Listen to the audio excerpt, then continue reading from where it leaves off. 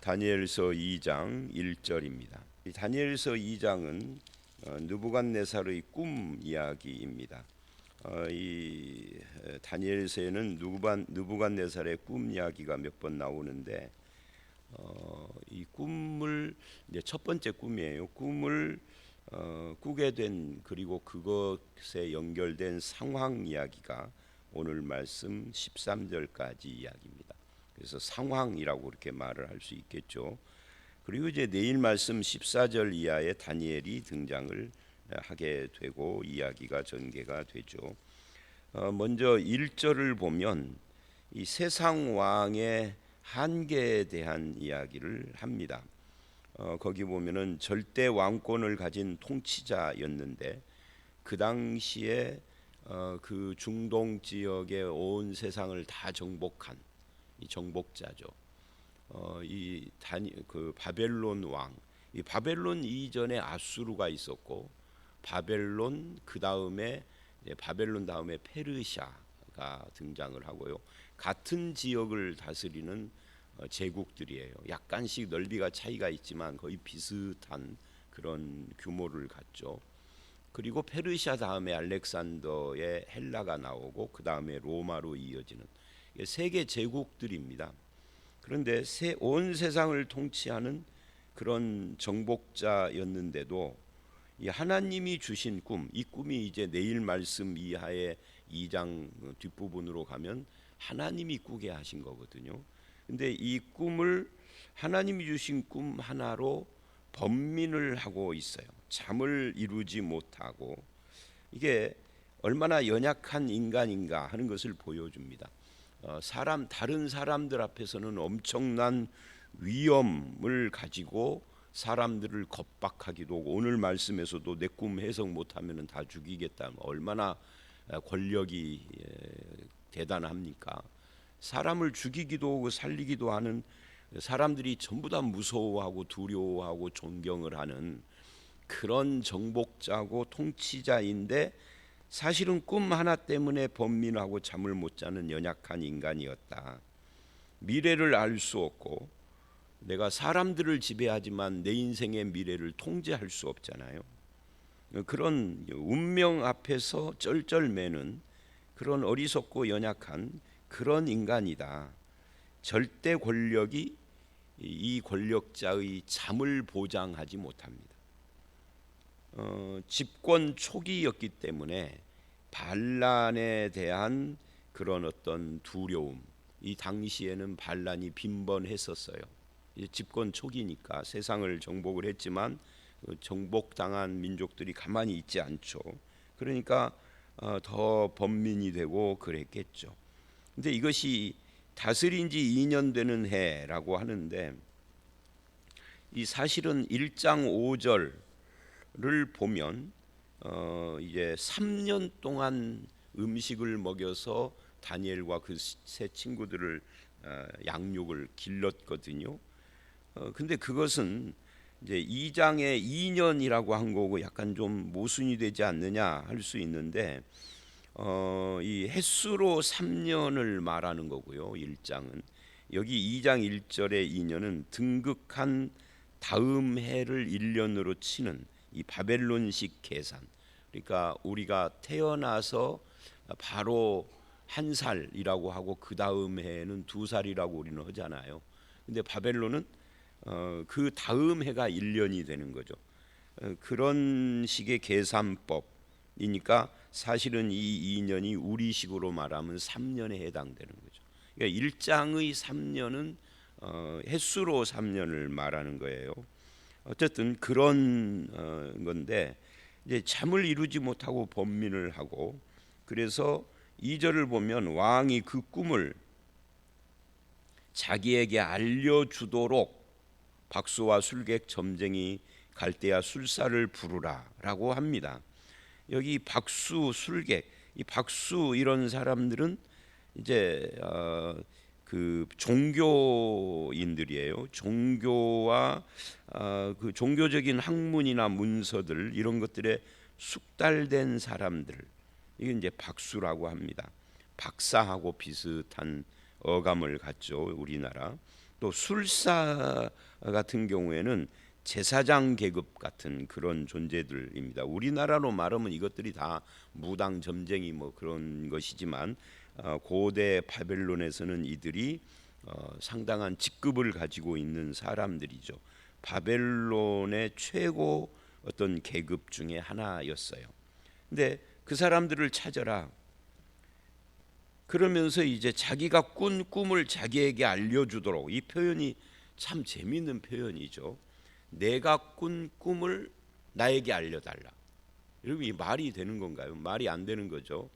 이 꿈과 해석을 말하라고 하는데, 꿈을 해석을 하면 꿈 이야기를 해줘야 되는 거죠. 그런데 꿈 이야기를 안 해주고 내가 꾼 꿈을 알아맞히고 해석까지 하라. 그러니 이게 상당히 문제가 있어요.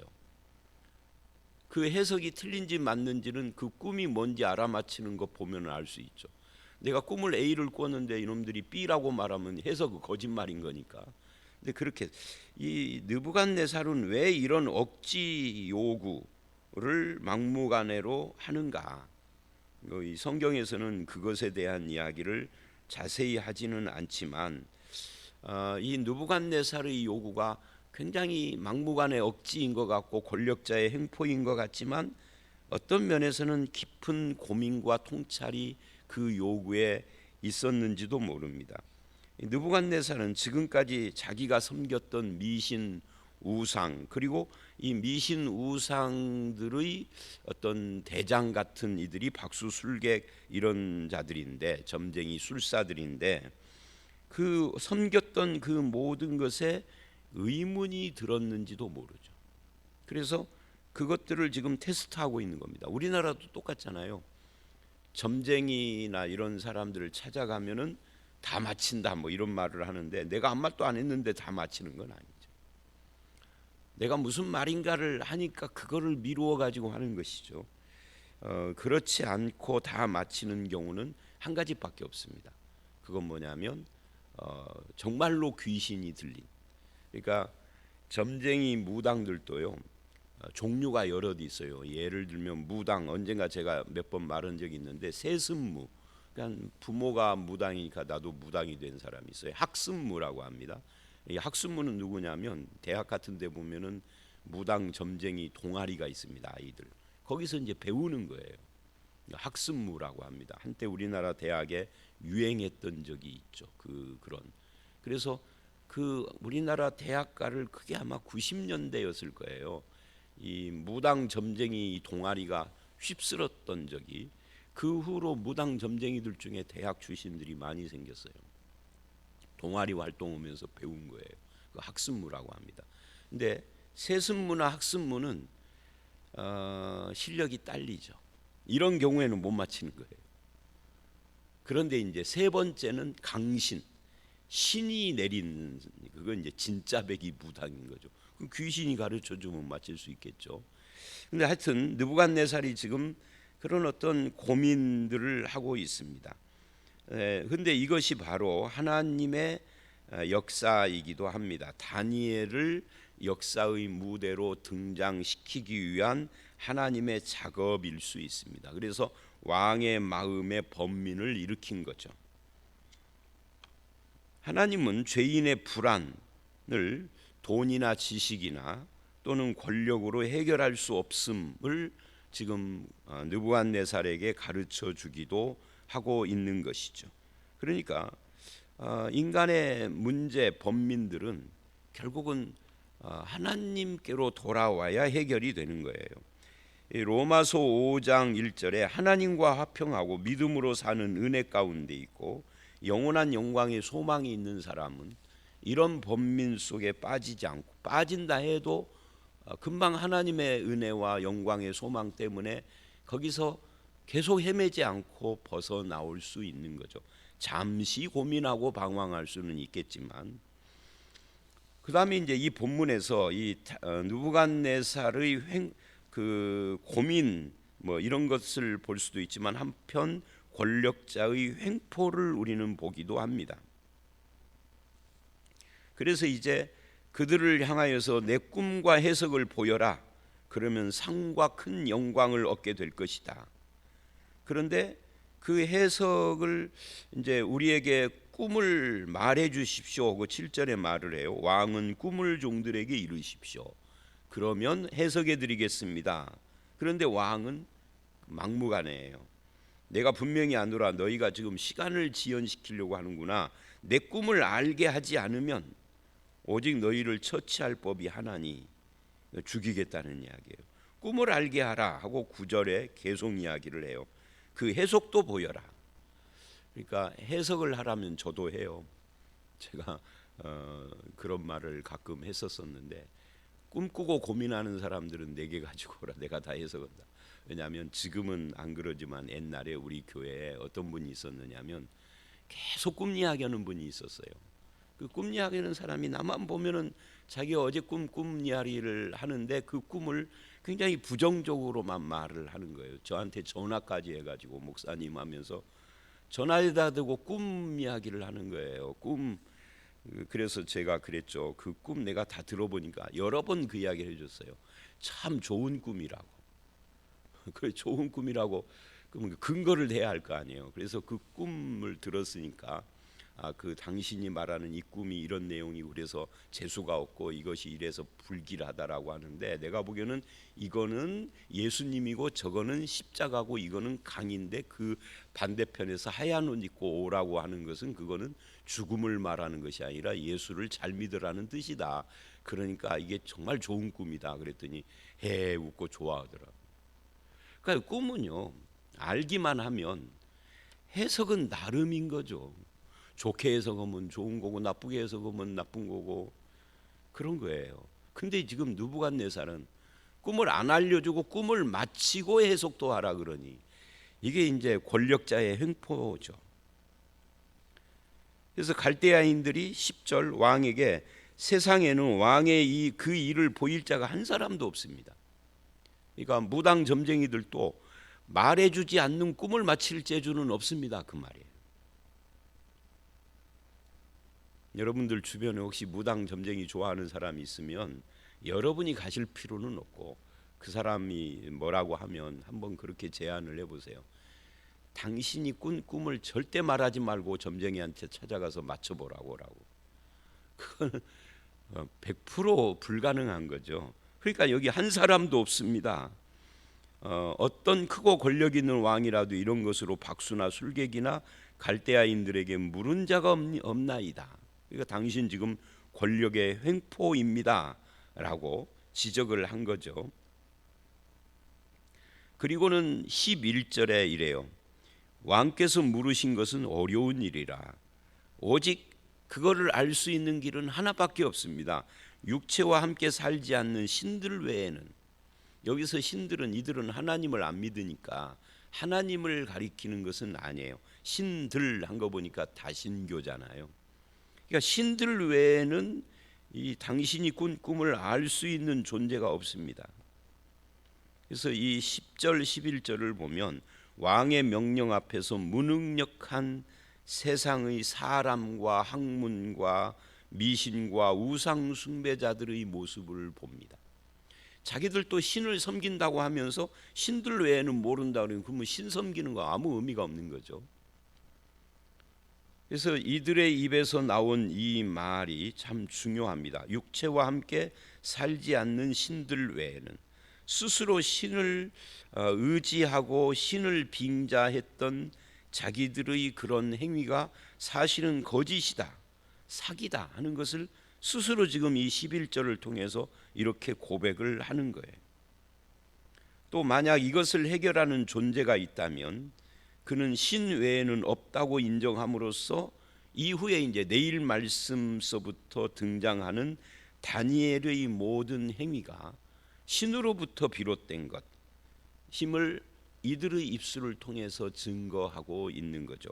그러니까 하나님께서 주신 것이다 하는 거예요. 그러나 12, 13절 왕이 이로 말미암아 진노하고 통분하여, 진노라는 것은 뭐 이해가 되는, 통분이라는 것은 이런 상황, 자기가 그동안에 이렇게 무능력한 아무것도 아닌 미신 우상을 의지하고 살았구나에 대한 통분이겠죠. 그래서 모든 바벨론의 지혜자들을 다 죽이라. 여기서 지혜자들이라는 것은 이 고대 세계에는 모든 학문이 종교와 연관이 돼 있기 때문에 이들이 우리 입장에서는 이들이 미신 우상을 의지하는 무당 같은 존재들이지만 그 당시에는 이들이 지혜자 학자들이라고요. 다 죽여라. 그러니 이제 그들은 죽게 되었고 거기에 다니엘과 세 친구들도 포함돼서 죽이라에 해당이 됐다 하는 거죠. 이제 나머지 이야기는 내일로 옮겨갑니다마는 내일 말씀에 우리가 볼 다니엘과 여기서 권력을 가지고 횡포를 부리고 자기 고민을 해결하지 못해서 다른 사람을 죽이려고 하고 그 다른 사람들인 미신 우상을 숭배하는 이 무당들은 자기들 입에서 신들 외에는 이게 불가능하다라고 하면서 자기들의 그 미신 행위가 거짓이었음을 고백하는 이들과 14절 이하에 나오는 다니엘이 아주 대조적입니다. 다니엘을 한마디로 말하면 하나님을 알고 믿는 하나님의 사람이죠.